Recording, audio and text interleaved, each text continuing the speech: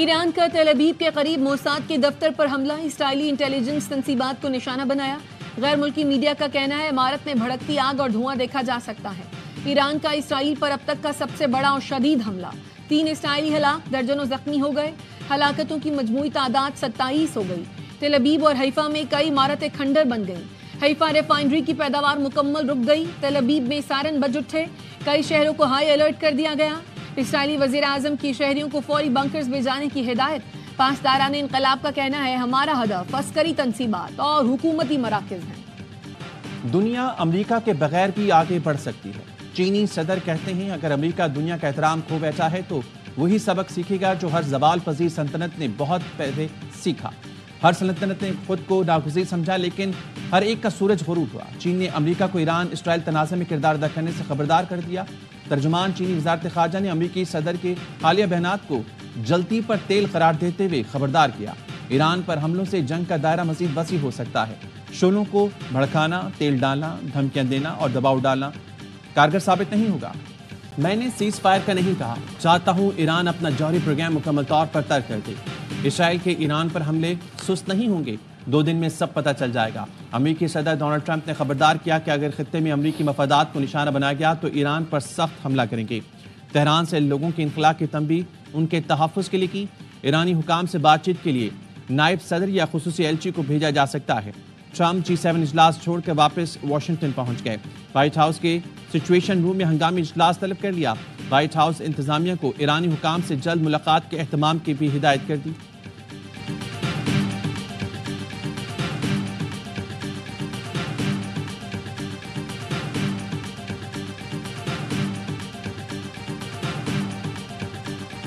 ایران کے خلاف جنگ نہیں چاہتے۔ امریکی ڈیموکریٹ سینیٹر ٹم کین نے صدر ٹرمپ کے اختیارات محدود کرنے کا بل پیش کر دیا۔ کہا ٹرمپ کو ایران پر حملے کا حکم دینے سے پہلے کانگریس سے اجازت لازمی قرار دی جائے۔ اسرائیل ایران تنازع امریکہ کو نہ ختم ہونے والی جنگ میں گھسیٹ سکتا ہے۔ امریکی عوام اپنے فوجیوں کو ایک اور طویل جنگ میں بھیجنے میں دلچسپی نہیں رکھتے۔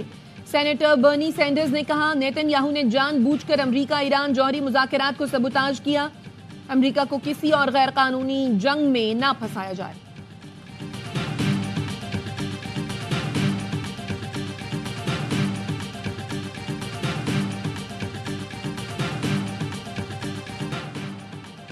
چین نے امریکہ کو ایران اسرائیل تنازع میں کردار ادا کرنے سے خبردار کر دیا۔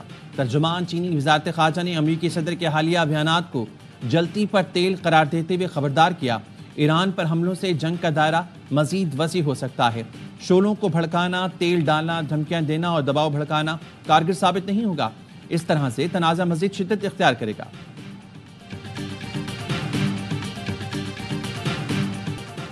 اسرائیل کا ایران کے سینٹرل ہیڈ کوارٹرز کے کمانڈر میجر جنرل علی شادمانی کو بھی شہید کرنے کا دعویٰ۔ اسرائیلی ڈیفنس فورسز کا کہنا ہے علی شادمانی کو گزشتہ شب نشانہ بنایا گیا۔ علی شادمانی کو آیت اللہ خامنائی نے غلام علی راشد کی شہادت پر تعینات کیا تھا۔ اسرائیلی فوج کا مغربی ایران میں فوجی اہداف پر بڑے پیمانے پر حملوں کا دعویٰ۔ شہری آبادی، اسپتال اور سرکاری ٹی وی کی عمارت کو بھی نشانہ بنایا۔ حملے میں ایرانی ہلال احمر اور سرکاری ٹی وی کے 3 کارکن شہید ہو گئے۔ اصفہان میں چیک پوسٹ پر حملے میں 3 افراد لقمہ اجل بنے۔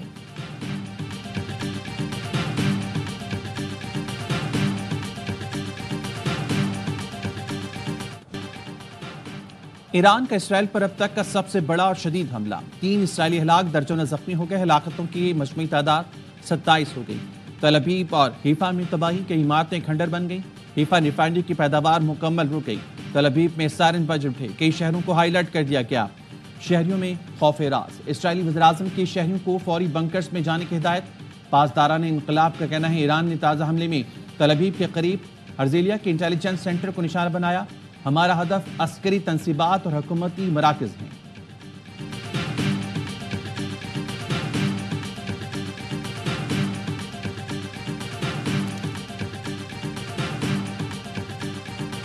وزیر خارجہ اسحاق ڈار کو اماراتی ہم منصب کا فون، علاقائی صورتحال پر تبادلہ خیال۔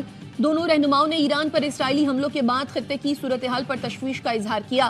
علاقائی امن و استحکام کی کوششوں کی فوری ضرورت پر زور دیا گیا۔ ترجمان دفتر خارجہ کا کہنا ہے پاکستان اور متحدہ عرب امارات نے قیام امن کے لیے سفارتی کوششوں کی حمایت پر اتفاق کیا۔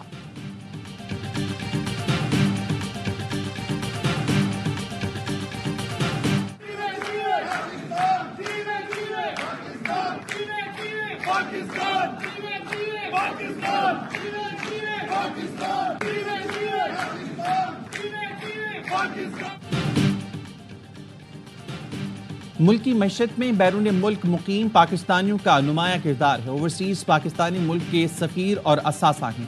تحصیلات زر اور سرمایہ کاری میں ان کا اہم حصہ ہے۔ Army chief field marshal Asim Munir کا واشنگٹن میں پاکستانی کمیونٹی سے خطاب۔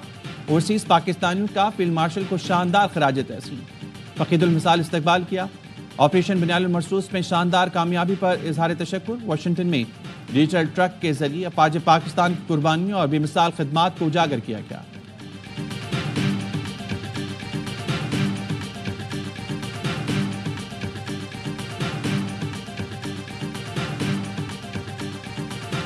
ہمارے ملک پہ جو ہے وہ جارحیت کی گئی ہے، ہم جو ہے اپنا دفاع کر رہے ہیں۔ جس نے جو ہے اس جارحیت کو شروع کیا ہے اور جو اس جارحیت کی حمایت کر رہا ہے وہ جو ہے امریکہ کی غاصب جو ہے وہ حکومت ہے، اس کو یہ اسلحہ بھی دے رہے ہیں اور ہر قسم کی جو ہے وہ سپورٹ جو ہے وہ کی جا رہی ہے۔ جب تک جارحیت ہوگی تو ہمارے پاس بھی دفاع کے علاوہ کوئی راستہ نہیں ہوگا۔ جس مقام سے ہم پر حملہ ہوگا اسی جگہ پر جواب دیں گے۔ پاکستان میں تعینات ایران کے سفیر ڈاکٹر رضا امیری کا ARY نیوز کو خصوصی انٹرویو۔ کہا بھارت نے اسرائیلی جارحیت کی مذمت نہیں کی، امریکہ اس جارحیت میں شریک ہے اور ہم کسی سے ڈکٹیشن نہیں لیں گے۔ ایرانی سفیر نے پاکستانی حکومت، عوام اور میڈیا کا شکریہ ادا کیا۔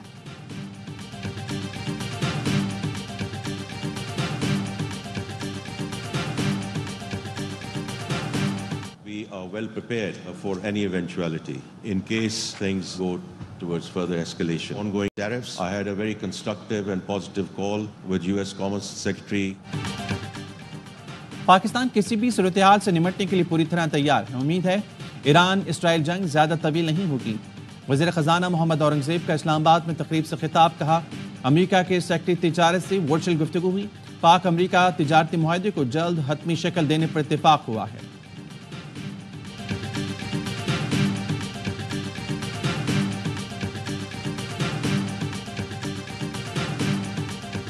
اسمبلی کا بجٹ آپ نے 16 ارب روپے رکھا، پیر کرے انڈیا کے ساتھ، ان کا بجٹ ہے 5.5 ارب روپے۔ دس از وے ٹو مچ۔ سیوان کا بجٹ ضرور کم کر۔ سیلری لوگ ہیں ان کے ساتھ زیادتی ہے۔ ریفارم ایک نہیں کر سکے، ریفارم نہیں لا سکے، پرائیویٹائزیشن ایک نہیں کر سکے۔ جہاں 3.7% انفلیشن ہے وہاں پالیسی ریٹ ہمیشہ 7 سے 8% رہتا ہے، وہ 11% نہیں ہے۔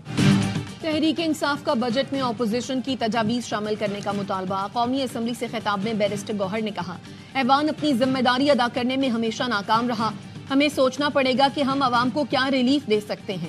سالانہ 22 لاکھ کمانے والے تنخواہ داروں کو ٹیکس چھوٹ دیا جائے۔ سینٹ میں اپوزیشن لیڈر شبلی فراز کا وزراء کی عدم حاضری پر اعتراض۔ کہا یہ ایوان بالا کی بے توقیری ہے کہ ارکان اپنی تقاریر کرتے جائیں، انہیں سننے والا کوئی نہیں۔ لیگی سینیٹر عرفان صدیقی کا شبلی فراز سے اتفاق۔ بولے وزارت خزانہ کے حکام موجود ہیں، تجاویز کو نوٹ کیا جا رہا ہے۔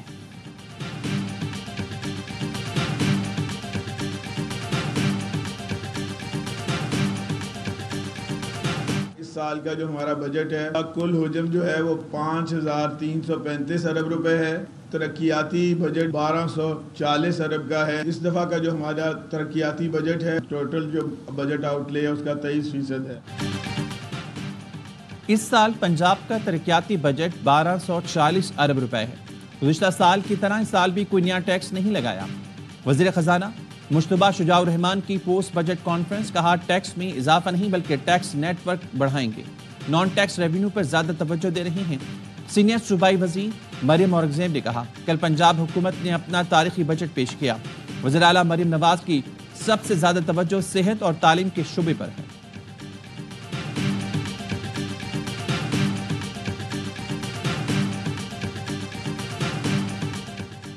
بلوچستان کا آئندہ مالی سال کا بجٹ آج پیش کیا جائے گا۔ بجٹ کا تخمینہ 1000 ارب لگایا گیا ہے۔ غیر ترقیاتی اخراجات کا تخمینہ 700 ارب روپے سے زائد ہے۔ ترقیاتی اخراجات کے لیے 250 ارب سے زائد مختص کیے جانے کا امکان۔ شعبہ تعلیم کے لیے 160 ارب، امن و امان کے لیے 100 ارب اور صحت کے لیے 80 ارب مختص کرنے کی تجویز۔ وفاقی محاصل سے بلوچستان کو 743 ارب ملیں گے۔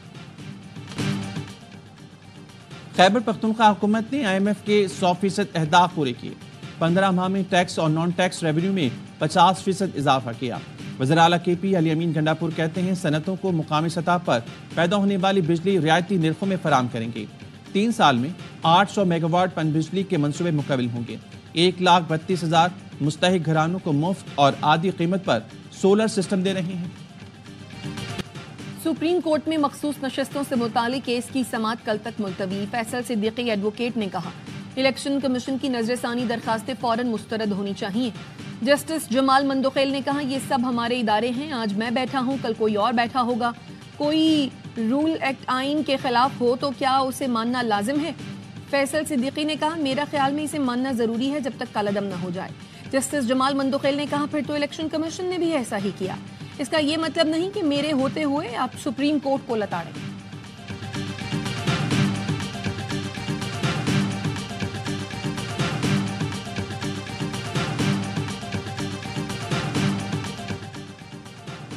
बगैर फुल कोर्ट मीटिंग के रूल्स में तब्दीली खिलाफ कानून है। इस्लामाबाद हाई कोर्ट के रूल्स में तब्दीली पर जस्टिस बाबर सत्तार ने कायम मुकाम चीफ जस्टिस सरफराज डोगर और हाई कोर्ट के तमाम जजेस को खत लिख दिया। खत में कहा, लाहौर हाई कोर्ट रूल्स और आर्टिकल 208 में जिक्र तरीके के खिलाफ रूल्स में तब्दीली हुई।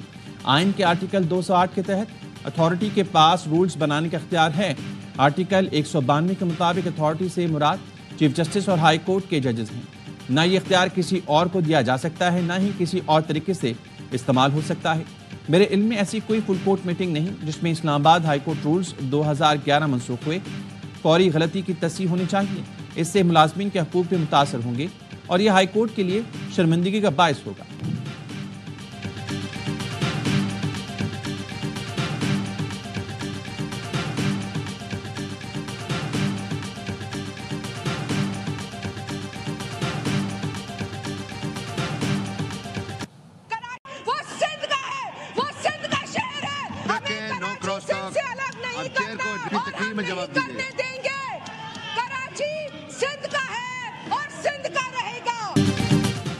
विफाक ने सिंध को कॉलोनी समझ रखा है।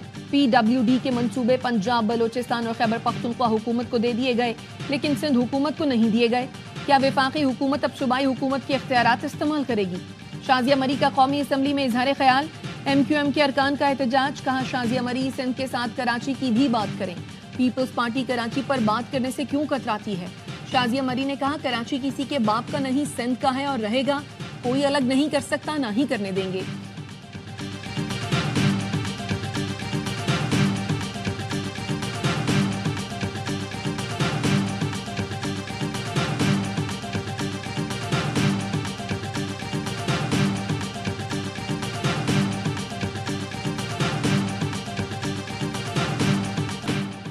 पंजाब, सिंध और खैबर पख्तूनख्वा में तालीम का बजट देख लें। सिंध में तालीम की बदतरीन सूरत-ए-हाल है।